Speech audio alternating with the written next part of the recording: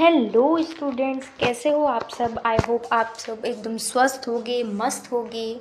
तो आज की इस वीडियो में हम देखने वाले हैं कि आप अपनी क्लास 12th हिस्ट्री में 100 आउट ऑफ 100 कैसे स्कोर कर सकते हो। लेकिन वो बताने से पहले मैं आपको बता दूं कि हमारा टेलीग्राम चैनल है लर्न विद चाहत, तो आप इसे ज्वाइन कर सकते हो ताकि आपको सारे ही नोट्स मिल जाएं PDF फॉर्म में। इसके अलावा अगर आपको कोई डाउट आता है तो आप मेरे इंस्टाग्राम पे मुझसे पूछ सकते हो। इंस्टाग्राम आईडी आपके सामने दिख रही है। तो स्टूडेंट्स, अगर आप भी हिस्ट्री में 100 आउट ऑफ 100 स्कोर करना चाहते हो तो उसके लिए आज मैं आपको एक स्ट्रेटेजी बताने वाली हूँ, जिसको अगर आप फॉलो करोगे तो आप बहुत अच्छा स्कोर लेकर आओगे।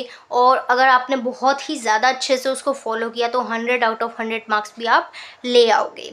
तो सबसे स्टेप 1 हमारा, देखो, ये शुरू करने से पहले मैं आपको बताऊं कि आपको ये देखना होगा कि आपकी कैपेबिलिटी कितनी है, आपका हिस्ट्री में इंटरेस्ट कितना है।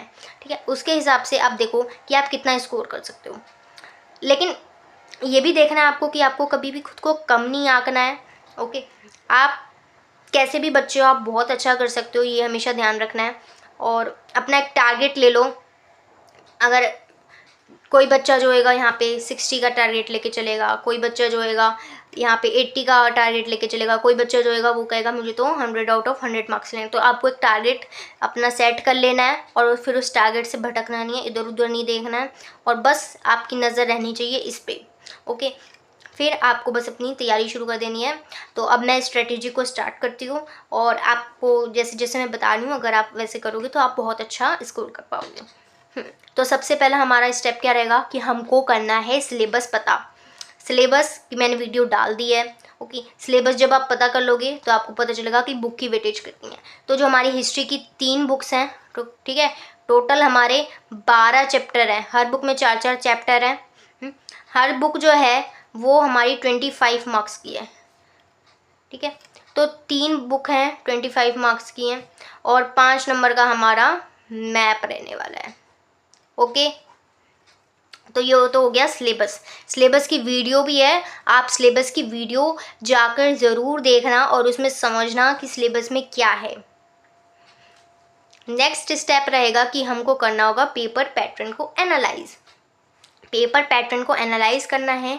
CBSE का जो अब वो जो पेपर बना रहा है, कुछ साल से पैटर्न लगभग सेम रह रहा है, तो आप वो पेपर उठा के देखो। जो CBSE अपना अभी सैम्पल पेपर भी निकालेगी, उसे भी देखना और पेपर पैटर्न को एनालाइज करना।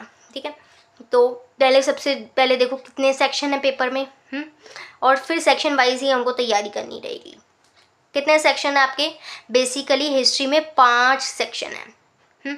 सेक्शन A में है MCQ वाला सेक्शन रहेगा और ये होगा आपका 21 MCQ पूछे जाएंगे 1 मार्क्स के, तो 21 मार्क्स का ये सेक्शन हो जाएगा। फिर सेक्शन B है 3 नंबर वाले क्वेश्चंस का। ठीक है, शॉर्ट क्वेश्चंस रहेंगे आपके। 3 नंबर का एक क्वेश्चन रहेगा 22 से 27 क्वेश्चन तक, तो 3-3 नंबर का एक क्वेश्चन होगा, टोटल 6 क्वेश्चन पूछे जाएंगे, तो 18 नंबर का तो ये हो जाएंगे।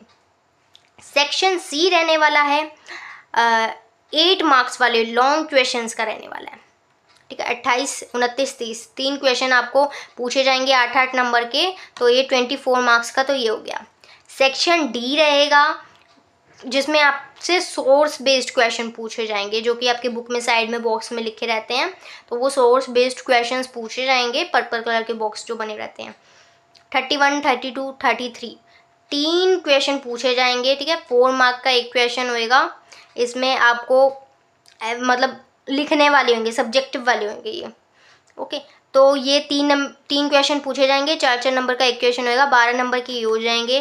फिर आता है सेक्शन E, 34वां क्वेश्चन होएगा। ये मैप बेस्ड क्वेश्चन होएगा, 1-1 नंबर की एक लोकेशन होएगी, 5 लोकेशंस जो होंगी। इसमें देखो 2 लोकेशन तो वो आपको खुद मार्क करके देंगे और उनको आपको आइडेंटिफाई करना होगा। 3 लोकेशंस वो आपको बोलेंगे कि आप मैप में भरो, तो वो आपको भरनी होंगी। ऐसे टोटल आपकी 5 लोकेशंस हो जाएंगी। 1-1 नंबर की एक लोकेशन होगी, 5 नंबर की 5 लोकेशन हो जाएंगी, 5 नंबर का टोटल आपका ऐसे मैप हो जाएगा। ओके, तो हम पेपर पैटर्न को अपना समझ चुके हैं। अगर आपको फिर भी लग रहा है कि हमें और ज़्यादा अच्छे से पेपर पैटर्न को समझना है तो मैं एक अलग से वीडियो भी बना दूँगी।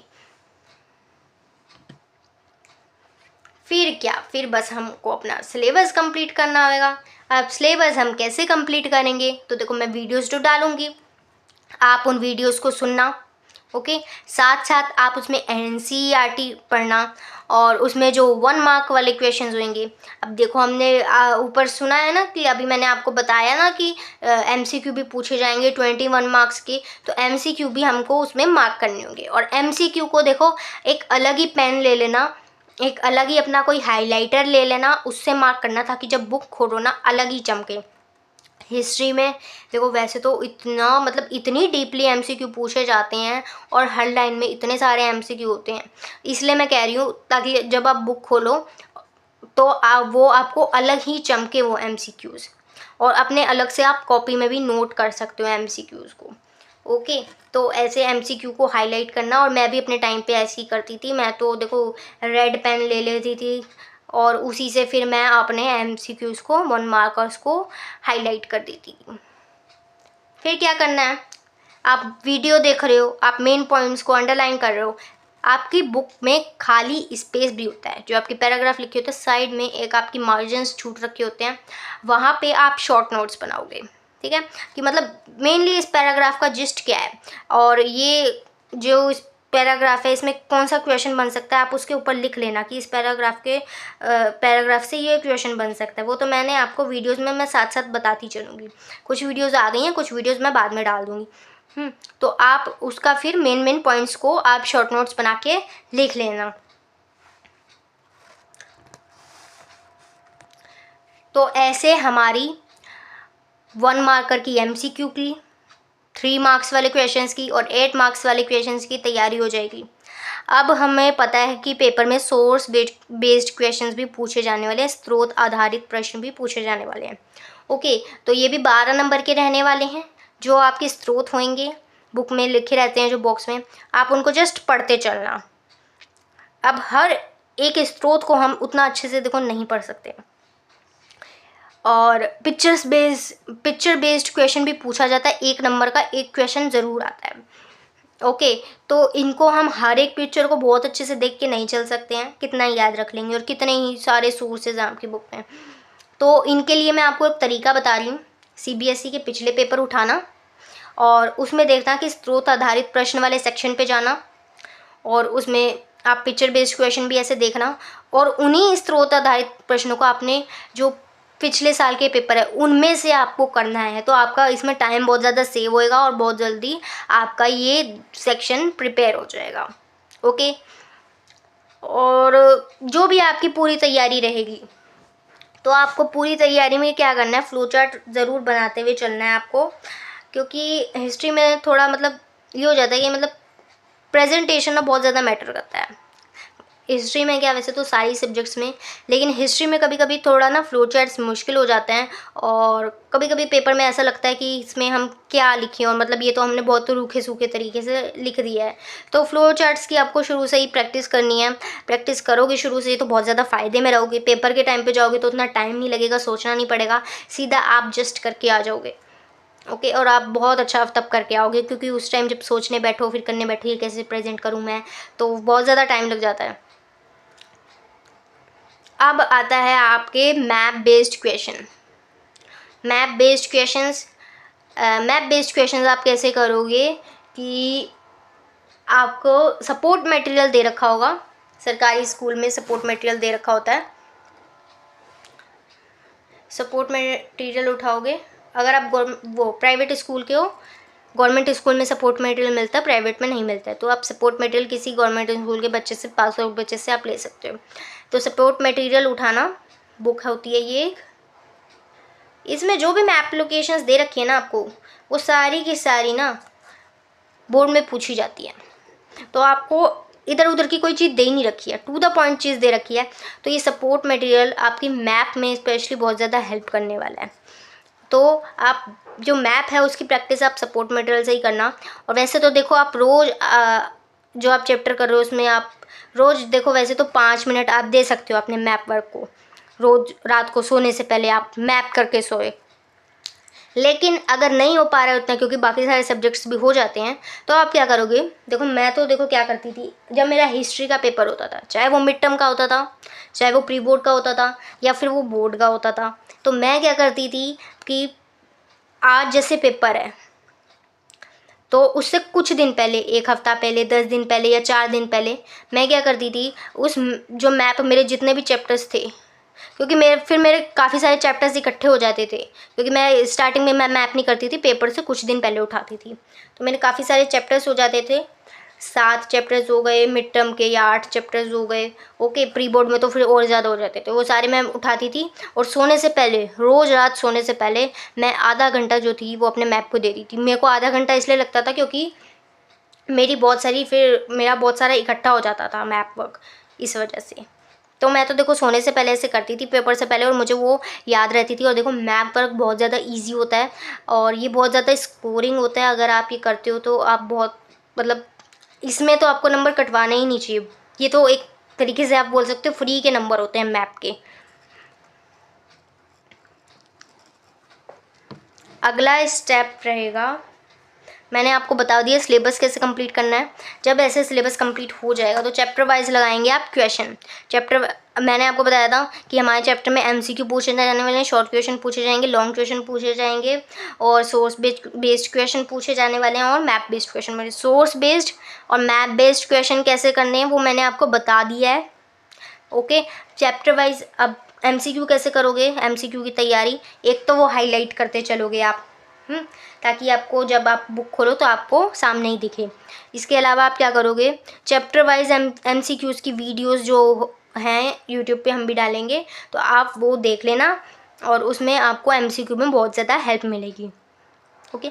ऐसे ही chapter wise short and long questions की भी वीडियोस आएंगी, आप वो देख लेना, उससे भी आपको बहुत ज़्यादा हेल्प मिलेगी। इससे आपको पता लग जाएगा कि पेपर के लिए क्या इंपॉर्टेंट है, आपको क्या पढ़ना है। तो ऐसे आप चैप्टर वाइज करोगे। अभी मैंने सैम्पल पेपर्स इसलिए नहीं बोले हैं क्योंकि चैप्टर वाइज करोगे तो सारे चैप्टर के सारे ही इंपॉर्टेंट चीज़ें फिर कवर हो पाएंगी। नेक्स्ट फिर आप सैम्पल पेपर्स लगाओगे।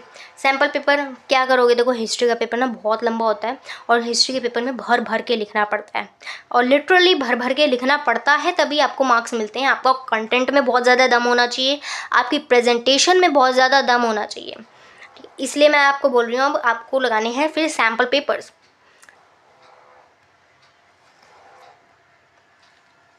तो सैम्पल पेपर्स आप कैसे लगाओगे, सैम्पल पेपर्स आप कोशिश करना 2.5 घंटे में लगाने की कोशिश करना, कि आपका 2.5 घंटे में, मतलब रीडिंग टाइम वैसे आपको 3.5 घंटे मिलते हैं ना, 3.25 घंटे मिलते हैं, 15 मिनट का रीडिंग टाइम होता है और 3 घंटा आपका राइटिंग टाइम होता है पेपर में। तो आप क्या करना, 2.5 घंटे में ही यही आपका रीडिंग टाइम भी होएगा, इसी में सब कुछ होएगा, इसी में इतने ही टाइम में आप लगाने की कोशिश करना, ओके। और उस टाइम पे ही आपकी प्रेजेंटेशन स्किल्स जो होंगी वो अच्छी हो जाएंगी, उसी टाइम पे आपको टाइम मैनेजमेंट करना आ जाएगा, और फिर ऐसे करके आपका पेपर जो है, आप स्टार्टिंग से ही तैयारी करके चलोगे आपके, तो आपका पेपर टाइम पे कंप्लीट भी होगा, आपकी प्रेजेंटेशन भी बहुत अच्छी जाएगी, आपका पेपर भी बहुत अच्छा जाएगा, आपका हर क्वेश्चन जो है ना एक तरीके से कह सकते हैं कि प्रिपेयर होता जाएगा। जब आप फिर असली में अपना पेपर करने पे जब बैठोगे ना, तो फिर आपको ये नहीं सोचना पड़ेगा कि मैं इसमें लिखूं क्या, इसमें मैं कैसे लिखूं। फिर वही है, सारी तैयारी हम कर चुके हैं, अब लास्ट स्टेप यही रहेगा कि जब भी पेपर में जाओ, पेपर करने जाओ, तो read question paper carefully. Question paper को बहुत अच्छे से आपको पढ़ना होगा, क्योंकि अगर हम क्वेश्चन को ही ढंग से नहीं पढ़ रहे हैं ना, तो जो हमने पूरा साल पढ़ा है, इतनी मेहनत की है, वो वेस्ट हो जानी है।